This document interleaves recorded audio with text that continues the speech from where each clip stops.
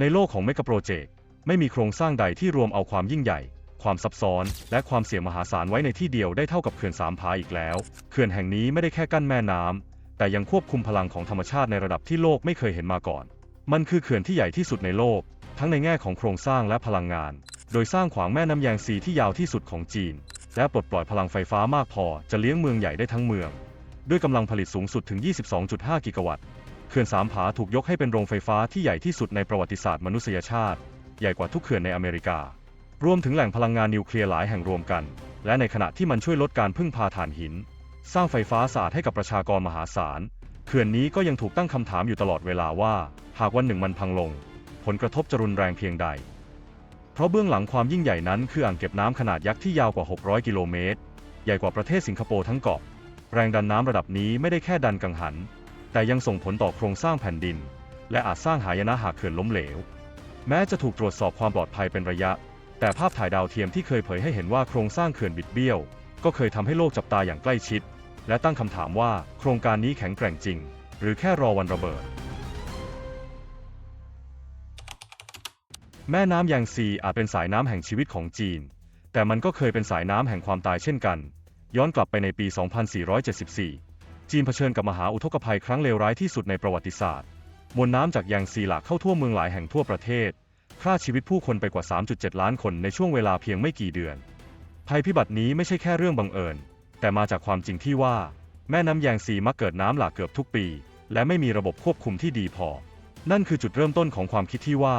ถ้าอยากอยู่กับแม่น้ำเส้นนี้ได้อย่างปลอดภัยจีนต้องควบคุมมันให้ได้และไม่ใช่แค่เพื่อความปลอดภัยแต่ยังรวมถึงอนาคตของเศรษฐกิจการผลิตไฟฟ้าและการเดินเรือเพราะกว่า 400 ล้านคนในจีนอาศัยอยู่ในพื้นที่รอบแม่น้ำแยงซี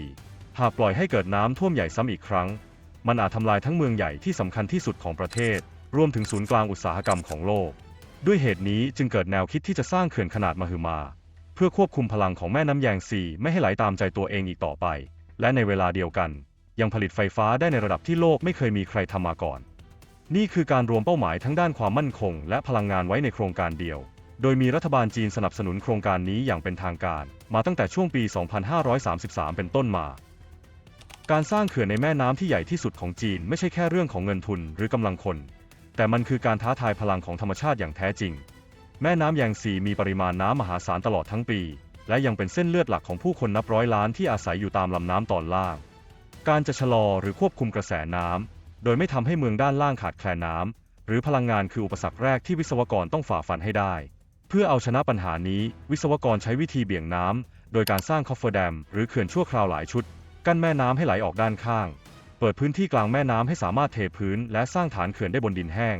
นี่คือเทคนิคที่ต้องวางแผนเป็นปีและควบคุมระดับน้ำอย่างแม่นยำเพราะการเบี่ยงน้ำผิดเพียงไม่กี่วันอาจทำให้โครงการทั้งหมดพังลงในทันทีเมื่อฐานเขื่อนถูกสร้างขึ้นทีมนับหมื่นก็เริ่มเทคอนกรีตอย่างต่อเนื่องตลอด 24 ชั่วโมงด้วยระบบขนส่งเฉพาะที่ออกแบบมาให้รองรับน้ำหนักระดับล้านตันพร้อมเสริมเหล็กและกลไกสำหรับติดตั้งกังหันผลิตไฟฟ้าขนาดยักษ์ทั้งหมด 34 ชุดซึ่งแต่ละชุดมีน้ำหนักหลายร้อยตันและต้องวางตำแหน่งให้แม่นยำในระดับมิลลิเมตรหลังใช้เวลากว่า 17 ปีในที่สุดเมื่อโครงสร้างหลักเสร็จสมบูรณ์วิศวกรจึงจุดชนวนระเบิดคอฟเฟอร์แดมเพื่อปล่อยให้น้ำหลากเข้ามาและหมุนเทอร์ไบน์ผลิตไฟฟ้าครั้งแรกในปี 2551 นับแต่นั้นมาเขื่อนสามผาก็กลายเป็นศูนย์กลางของระบบพลังงานสะอาดที่ใหญ่ที่สุดในโลกและเป็นหมุดหมายของจีนในเวทีวิศวกรรมระดับโลกเมื่อเขื่อนสามผาเริ่มทำงานอย่างเต็มรูปแบบมันไม่ใช่แค่โรงไฟฟ้าแต่มันคือเส้นเลือดใหญ่ของจีนสมัยใหม่พลังงานกว่า 22,500 เมกะวัตต์ที่ผลิตจากเขื่อนนี้ถูกส่งออกไปเลี้ยงเมืองใหญ่เช่นเซี่ยงไฮ้อู่ฮั่นฉงชิ่งและเขตเศรษฐกิจพิเศษทั่วประเทศช่วยลดการพึ่งพาถ่านหินและลดมลพิษในระดับประเทศนอกจากพลังงานสะอาดอีกหนึ่งผลลัพธ์ที่เปลี่ยนหน้าประวัติศาสตร์คือการเดินเรือในแม่น้ำแยงซีที่เคยเต็มไปด้วยโค้งน้ำอันตรายระดับน้ำเปลี่ยนแปลงตลอดปีและเรือขนาดใหญ่ไม่สามารถผ่านได้หลังจากสร้างเขื่อนระดับน้ำถูกควบคุมให้สม่ำเสมอเปิดทางให้เรือสินค้าขนาดใหญ่แล่นขึ้นไปถึงฉงชิ่งได้อย่างปลอดภัยเพื่อรองรับการขนส่งขนาดมหาศาลจีนได้สร้างระบบล็อกเรือหลายชั้นและลิฟต์ขนส่งเรือที่ใหญ่ที่สุดในโลกที่สามารถยกเรือขนาด 3,000 ตันข้ามความสูงกว่า 110 เมตรภายในเวลาเพียง 30 นาทีเทียบกับการใช้ล็อกเรือแบบดั้งเดิมที่ใช้เวลานานถึง 4 ชั่วโมงลิฟต์นี้คือก้าวกระโดดของเทคโนโลยีการขนส่งทางน้ำจากสถิติปี 2566 มีเรือมากกว่า 23,000 ลำ ผ่านเขื่อนสามผาภายในครึ่งปีแรกเพิ่มขึ้นถึง 10% เมื่อเทียบกับปีก่อนนั่นไม่ใช่แค่ตัวเลขของการเดินเรือแต่มันสะท้อนถึงบทบาทของเขื่อนในฐานะสะพานพลังงานและโลจิสติกส์ที่ขับเคลื่อนเศรษฐกิจจีนทั้งภาคกลางและภาคตะวันออกให้เดินหน้าได้ในทุกฤดูแม้เขื่อนสามผาจะเป็นความสำเร็จทางวิศวกรรมระดับโลกแต่มันก็แลกมาด้วยต้นทุนมหาศาลที่มิอาจนับได้ด้วยตัวเงินตลอดแนวอ่างเก็บน้ำกว่า600กิโลเมตรมีเมืองและหมู่บ้านจำนวนมากที่ต้องจมอยู่ใต้น้ำเพื่อเปิดทางให้โครงการนี้เดินหน้าสิ่งที่ตามมาคือการอพยพประชาชนกว่า 1.4 ล้านคนออกจากถิ่นฐานเดิมของตนแม้รัฐบาลจะให้ค่าชดเชยและสร้างเขตที่อยู่อาศัยใหม่แต่รายงานหลายชิ้นระบุว่าพื้นที่ที่ย้ายไปยังไม่มีโครงสร้างพื้นฐานพร้อมบางแห่งไม่มีน้ำประปาไฟฟ้าหรือโรงเรียนเพียงพอชาวบ้านจำนวนมากต้องละทิ้งไร่นาชุมชนและรากฐานทางวัฒนธรรมที่สั่งสมมานานหลายชั่วอายุคนซึ่งเป็นความเจ็บปวดที่ไม่สามารถวัดค่าได้ด้านสิ่งแวดล้อมก็ไม่ต่างกันอ่างเก็บน้ำขนาดมหึมาได้กลายเป็นแรงกดดันต่อระบบนิเวศของแม่น้ำแยงซีอย่างรุนแรงพันธุ์สัตว์น้ำหายากเช่นปลาโลมาจีนและปลาพายจีนซึ่งเคยมีอยู่เฉพาะในแม่น้ำสายนี้กลับสูญพันธุ์ไปหลังจากการสร้างเขื่อนเสร็จสมบูรณ์ระบบการไหลของน้ำที่เปลี่ยนไปยังกระทบต่อการวางไข่ของปลาและทำลายความหลากหลายทางชีวภาพที่เคยรุ่งเรืองในอดีตและแม้จะออกแบบมาอย่างแข็งแรงแต่เขื่อนสามผาก็ไม่ใช่โครงสร้างที่ปลอดภัย 100% ในช่วงฤดูฝนปี 2563 จีนประสบฝนตกหนักที่สุดในรอบ 60 ปีระดับน้ำในแม่น้ำแยงซีเพิ่มสูงจนต้องเปิดประตูระบายน้ำอย่างเร่งด่วนทำให้เกิดน้ำท่วมในหลายเมืองปลายน้ำมีผู้เสียชีวิตหรือสูญหายกว่า 150 คนและทำให้ผู้คนเริ่มตั้งคำถามว่าเขื่อนนี้ยังควบคุมทุกอย่างได้อยู่จริงหรือไม่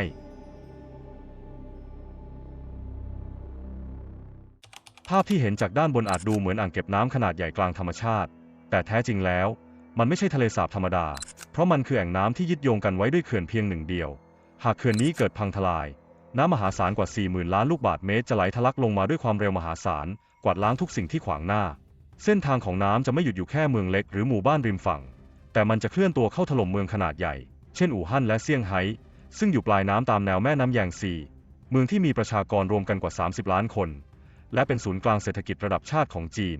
ผลกระทบจะรุนแรงถึงขั้นทำให้เศรษฐกิจทั้งประเทศหยุดชะงักและสร้างผลกระทบเป็นลูกโซ่ไปทั่วโลกความกลัวเรื่องนี้ไม่ได้เกิดขึ้นจากจินตนาการเท่านั้นเพราะในช่วงปี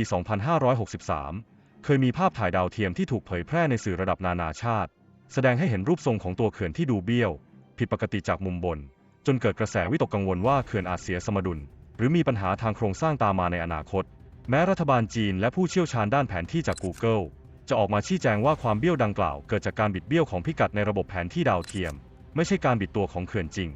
แต่ความกังวลก็ยังคงไม่จางหายเพราะแม้จะมีคำอธิบายอย่างเป็นทางการแต่ข้อเท็จจริงก็คือเขื่อนสามผาเป็นโครงสร้างที่เปลี่ยนธรรมชาติอย่างมหาศาลและไม่มีใครกล้ารับรองว่ามันจะปลอดภัยตลอดไป